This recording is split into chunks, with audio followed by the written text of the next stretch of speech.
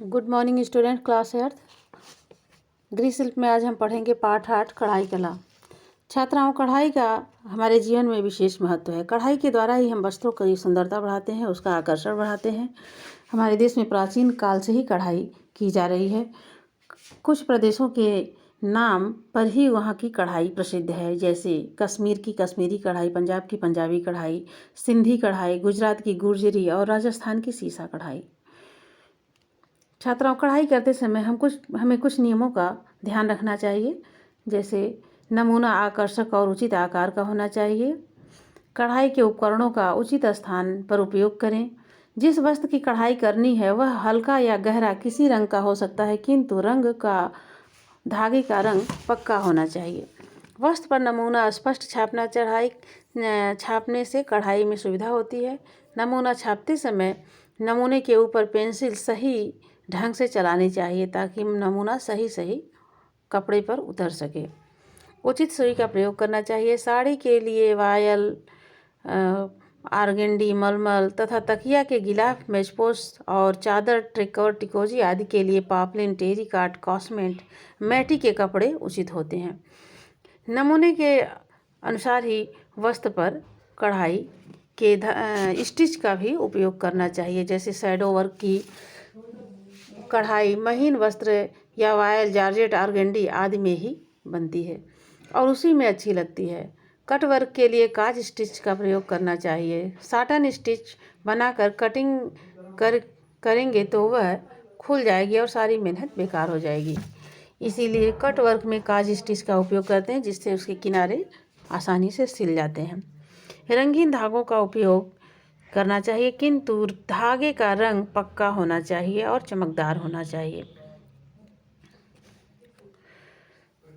मुख्य रूप से 3 रंग होते हैं, लाल, नीला और पीला। इनके मिश्रण से अन्य रंग बनते हैं, जैसे लाल और नीला को मिलाने से बैंगनी रंग बनता है, नीला और पीला मिलाने से हरा रंग बनता है, पीला और लाल मिलाने से नारंगी रंग बनता है।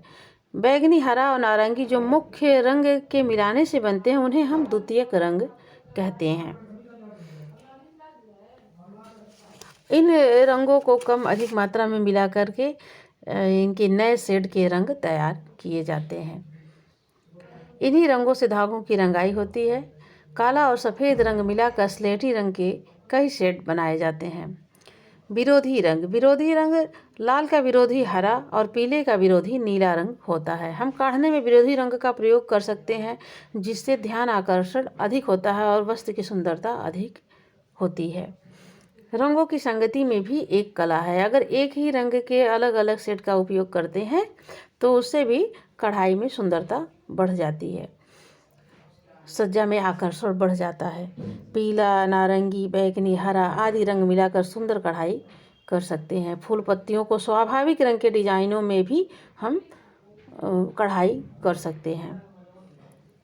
कढ़ाई के लिए नमूना तैयार करना। छात्राओं, बाजार में विभिन्न प्रकार के नमूनों की पुस्तिकाएं मिलती हैं, जिसमें कढ़ाई के नमूने छपे होते हैं और उसमें क्रॉस स्टिच के भी वर्क होते हैं, कट वर्क के नमूने होते हैं, सिंधी वर्क के नमूने होते हैं। उस पुस्तिका को लेकर के हम कढ़ाई आसानी से कर सकते हैं। कढ़ाई के लिए नमूनों का निर्माण करना। मनचाही पसंद की डिजाइन स्वतः बनाने का भी हम प्रयास कर सकते हैं। थोड़ी सी भी अगर कला आलेखन का अभ्यास आप कर लें तो स्वतः नमूना कपड़े पर बना सकती हैं और उसको पेंसिल से उतार सकती हैं। यदि हम स्वयं नमूना नहीं बना सकते हैं तो उपलब्ध नमूनों में काट छाट करके अपनी पसंद का नमूना भी तैयार कर सकते हैं। 2 से 3 नमूनों को मिला करके एक नया नमूना भी हम कपड़े पर उतार सकते हैं। इस तरह से हम देखते हैं कि नमूनों के जोड़ने से भी बड़ा नमूना तैयार हो जाता है, आकर्षक नमूना बन जाता है। और कढ़ाई करते समय उसमें रंग का ध्यान रखना बहुत ही आवश्यक है।